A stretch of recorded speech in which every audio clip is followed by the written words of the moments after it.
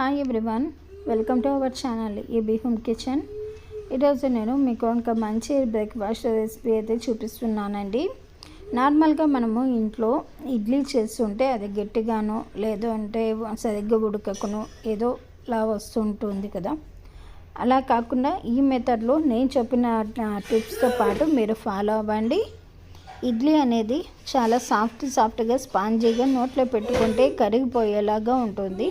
అందులోకి కాంబినేషన్గా నేను చూపించబోయే పల్లి చట్నీ కూడా చూపిస్తానండి.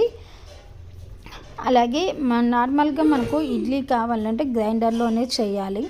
గ్రైండర్ లేని వాళ్ళు ఇంట్లోనే ఇలా ఈజీగా ఉన్న మిక్సీతో కూడా ఈ పిండిని ఇలా చేసి చూడండి. మనకు ఇడ్లీ అనేది చల్లారిన తర్వాత కూడా ఇడ్లీ అనేది చాలా సాఫ్ట్గా ఉంటుంది, అలాగే స్పంజీలాగా కూడా ఉంటుందండి.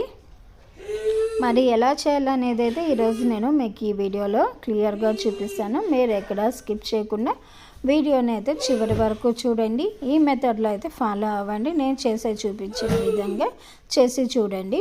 ఫస్ట్ ఇక్కడ నేను ఒక బౌల్ తీసుకొని ఇందులో చిన్న గ్లాస్తో నేను ఇడ్లీ రవ్వ వేసుకుంటున్నానండి.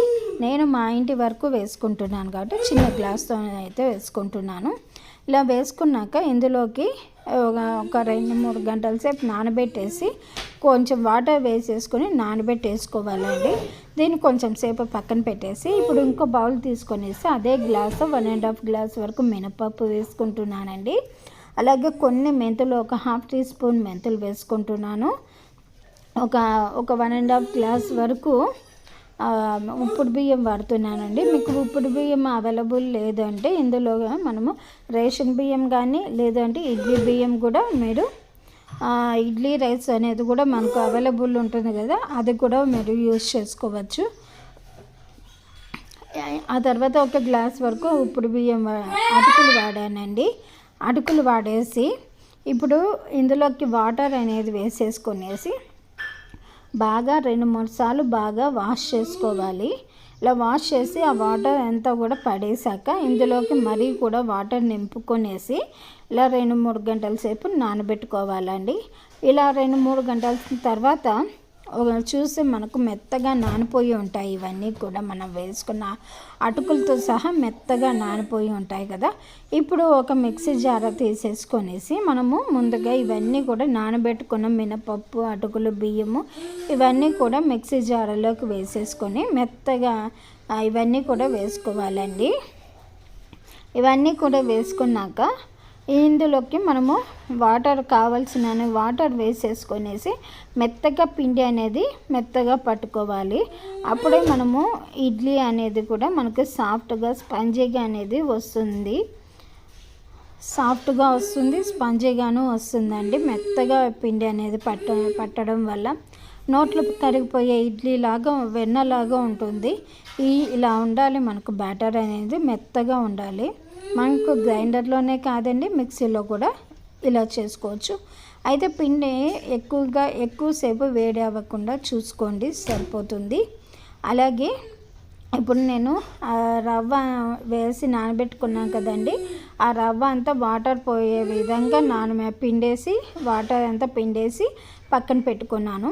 ఇప్పుడు అందులోకి మనం మిక్సీకి వేసుకున్న పిండి ఉంది కదండి, అది వేసేసుకొని చేత్తో అంతా మొత్తం బాగా కలిసిపోయేలాగా కలిపేసుకొనేసి ఇప్పుడు మూత పెట్టేసి ఓవర్ నైట్ అంతా కూడా దీన్ని నానబెట్టి పక్కన పెట్టుకోవాలి. ఇలా నానబెట్టి పక్కన పెట్టుకున్నాక ఇప్పుడు మార్నింగ్ వచ్చి ఇప్పుడు తీసి చూస్తే చూడండి ఎంత బాగా పొంగిందో. ఇలా పొంగితే మనకు పర్ఫెక్ట్గా బ్యాటర్ కుదిరింది. అలాగే ఇడ్లీ కూడా సాఫ్ట్గా వస్తుందండి. ఇప్పుడు ఇందులోకి రుచికి సరిపడా సాల్ట్ వేసుకొనేసి అలాగే కొంచెము బేకింగ్ సోడా కూడా వేసేసుకునేసి ఇందులోకి మనకు బ్యాటర్ కన్సిస్టెన్సీని బట్టి వాటర్ అనేది వేసి అడ్జస్ట్ చేసుకోవాలండి. ఇలా అడ్జస్ట్ చేసుకునేసి మొత్తం అంతా కూడా ఎక్కడ ఉండలు అనేది లేకుండా ప్రాపర్గా పిండి అనేది బాగా కలిపేసుకోవాలి. ఇలా కలిపేసుకొనేసి ఇప్పుడు ఇక్కడ నేను ఇడ్లీ ప్లేట్స్ అనేది తీసుకొనేసి ఈ మౌల్డ్స్లో ఆయిల్ అనేది వేసుకొని ఇలా చేత్తో అప్లై చేసుకుంటున్నాను. ఇలా అప్లై చేసుకున్నాక ఇందులో మనము రెడీగా ఉన్న ఇడ్లీ బ్యాటర్ ఉంది కదండి, ఈ ఇడ్లీ బ్యాటర్ అనేది ఇందులో ఫిల్ చేసుకోవాలి. ఈ మౌల్డ్స్లోకి వేసుకొనేసి ఆ తర్వాత ఇక్కడ నేను స్టీమర్ కూడా రెడీగా ఉందండి. నాకు స్టీమర్ రెడీగా ఉంది కాబట్టి ఇప్పుడు ఈ ఇడ్లీ ప్లేట్స్ కూడా ఇందులో పెట్టేసి ఇడ్లీ అనేది నేను కుక్ చేసుకుంటున్నానండి. ఇప్పుడు ఈ ఇడ్లీ కుక్ అయ్యేలోపు నేను ఇక్కడ మీకు పల్లి చట్నీ ఎలా చేసుకోవాలో ఇందులోకి చూపిస్తాను. ఇప్పుడు నేను ఇక్కడ ఒక కడాయి వేసుకొని పెట్టుకొని ఇందులోకి పల్లీలు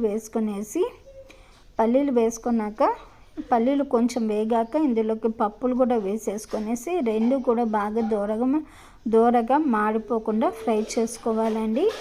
ఇలా ఫ్రై చేసుకున్నాక రెండు బాగా వేగాక ఇప్పుడు పక్కన పెట్టేసుకొనేసి ఇప్పుడు అదే దాంట్లోకి ఒక 10 నుంచి 15 గ్రీన్ చిల్లీస్ వేసుకోవాలండి. ఇవి కొంచెం స్పైసీ ఉంటుంది. స్పైసీ ఎక్కువ తినని వారు తగ్గించి వేసుకోండి.